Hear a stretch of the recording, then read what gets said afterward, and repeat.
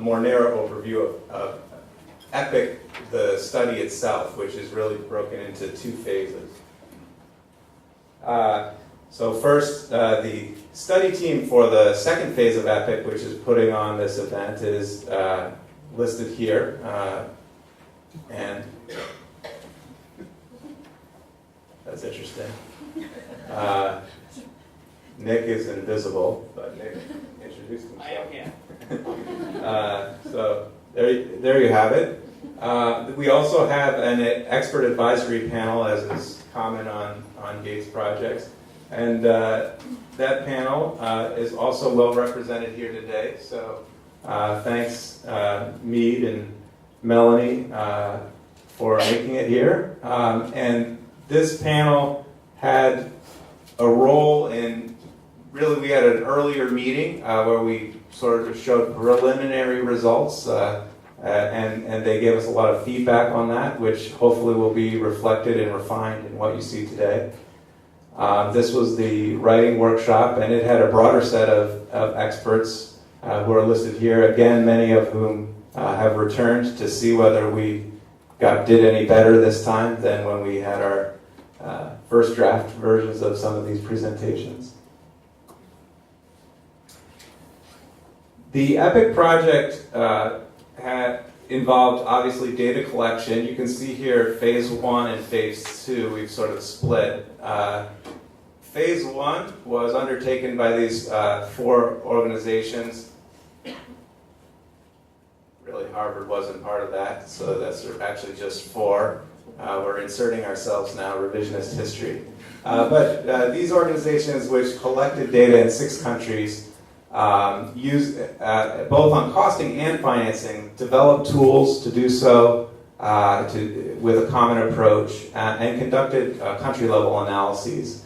In phase 2, the shift was to taking that data that had been collected and pooling from all 6 countries and pooling it together, seeing what cross-country lessons could be learned with a somewhat different set of analyses, and a dissemination of the findings, including the data, which you'll see, and developing a community around this that was sort of started in EPIC 1, but which we've now grown, as you can see by the attendance here today.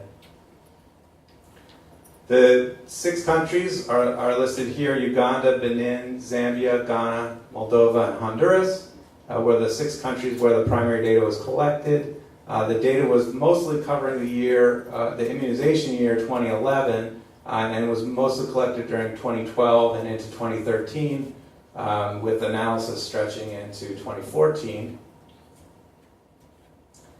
The scope of those projects were both costing the routine immunization program, understanding the total and unit cost per dose, cost per fully immunized child,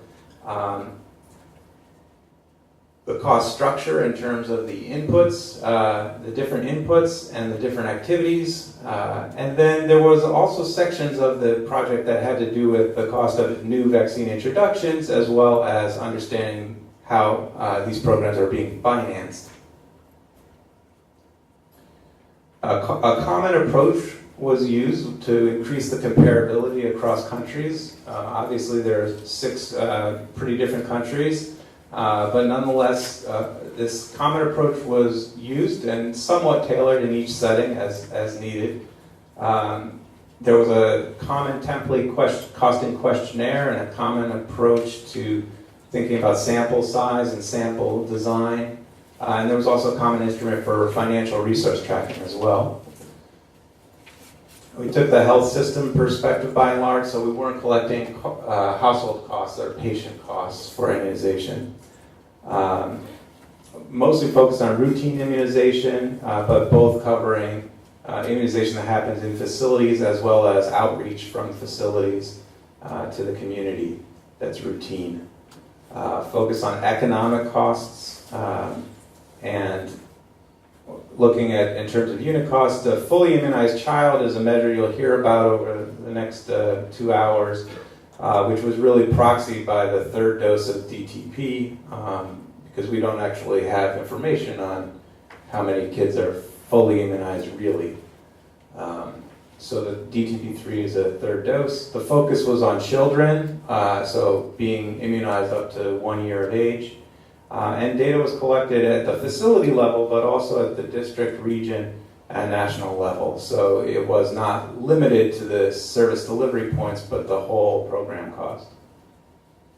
One of the nice features is this matrix of costs. So we not only broke the cost down in terms of the inputs, or budget categories like salaries and vaccines and buildings and equipment, but also by activities. So you can crosswalk between whether the salaries were allocated to service delivery type activities or supply chain activities and program management and so forth.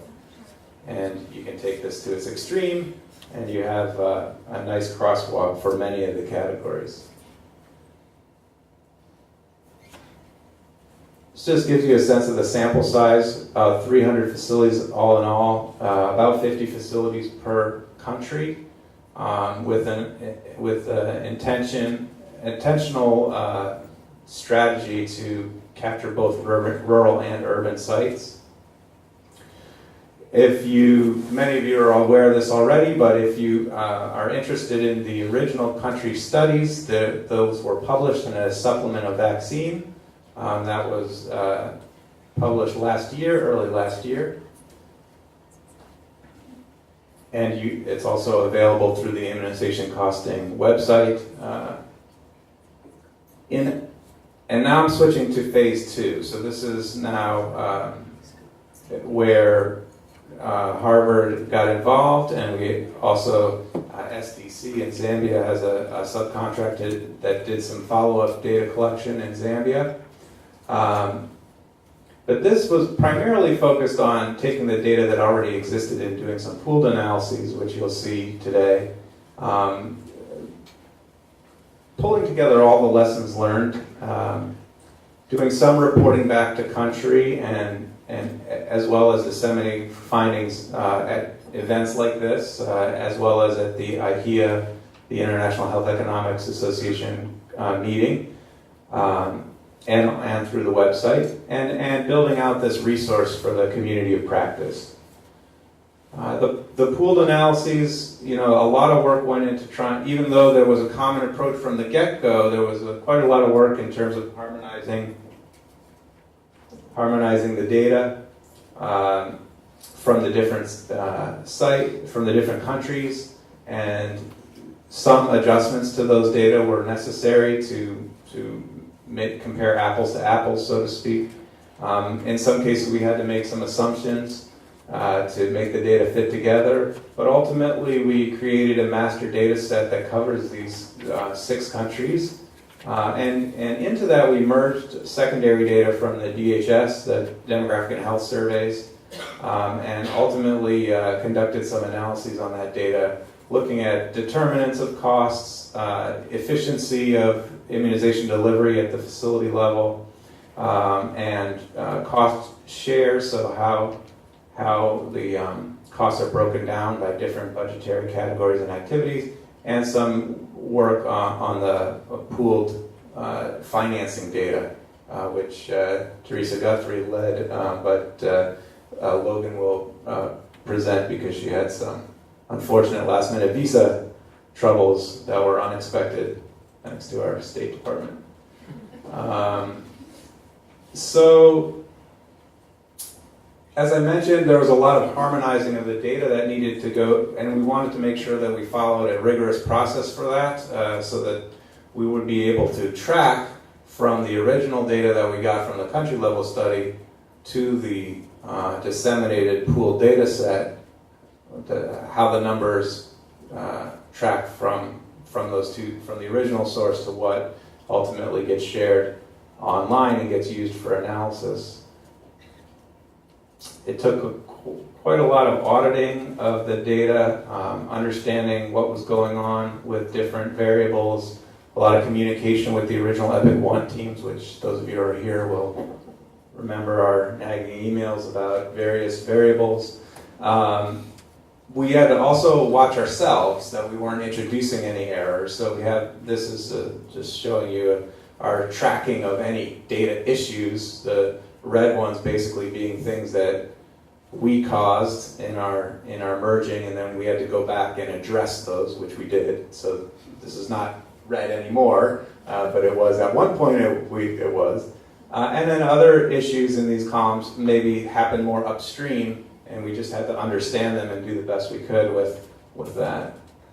I'm going to just keep moving along. We as I said, thank you. We merged. You can run that. There's no audio. So, yeah, so we merged in data from the DHS, but one of the things for example, what you're looking at here is mother's education, which is collected in a cluster type sample in the DHS, and so this is sort of imputing for the over geographical space what the mother's education level variable would be from the DHS, so that we can link it to the facility site, the catchment area of the facility. And there's 31 variables from the DHS that were brought in this way and mapped to the facility locations where we sampled data from. This is another picture to impress you of what we did with that.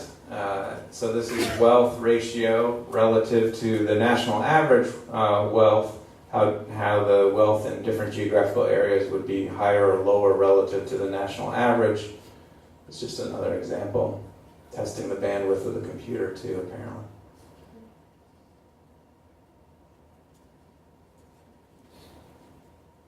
So in the rest of the session, which we'll get to momentarily, you'll see presentations of the actual analysis we did on these pooled data. Additionally, as I mentioned, one of the things in EPIC 2 was to focus on compiling lessons learned and making sure that we fully exploited the data we collected and sort of beat it to death and didn't leave anything on the table in terms of what you could do with that data and understanding, how far you can go with that kind of data that was collected. But also lessons learned about collecting this kind of data and what the challenges are there, and lessons learned about the dissemination or the use of the data and engaging folks at different in-country or international levels with this kind of information. And part of that was a case study in Zambia, which we'll see, which will be reported today, where we went back and had a workshop in the country feeding the results back, and Anthony and Carl will discuss that for us. And then finally, I said one of the things we were going to do in EPIC 2 is dissemination of findings. We did an early version of that in IHEA. That is in the future. But actually this was last year in July, sorry about that. This was last IHEA. And then it was also presented at the CDC in Atlanta, and it was presented to a meeting which a lot of you also attended in Seattle that was organized at the University of Washington.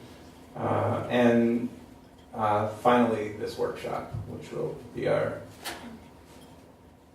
And then a lot of work went into also having some web resources and building a community. So you'll see that there's a website, immunizationcosting.org, which we'll beat you over the head with this next 2 days, if we haven't already, where all this information on EPIC is located. So you can find links to the articles that have been published, to the presentations that have happened. You can find links to a Dataverse where the actual raw data is stored if you want to analyze it yourself.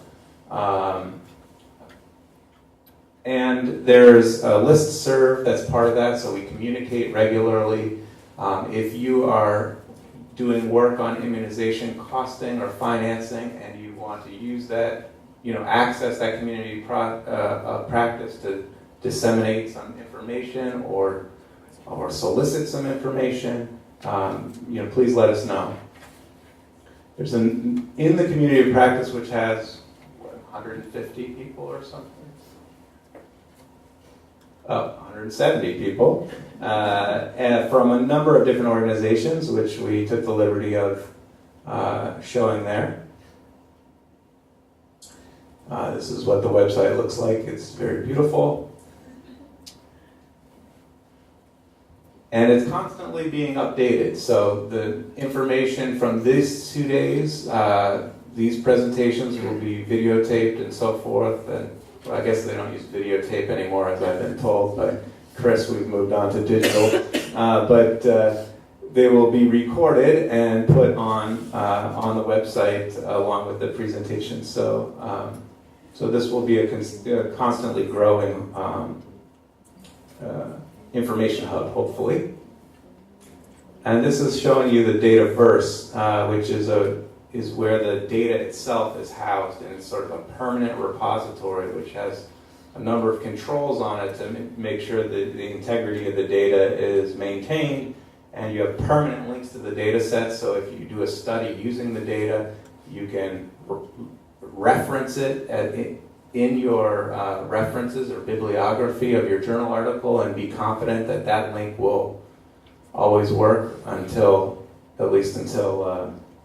I'm retired, at least. I can't, but for a long time. It's intended to be into perpetuity. And I think I should stop there. But just to say that if you have any friends and relatives that want to join the community of practice, there is a sign-up sheet. Many of you were signed up involuntarily, but you can also voluntarily sign people up through that form. Thank you.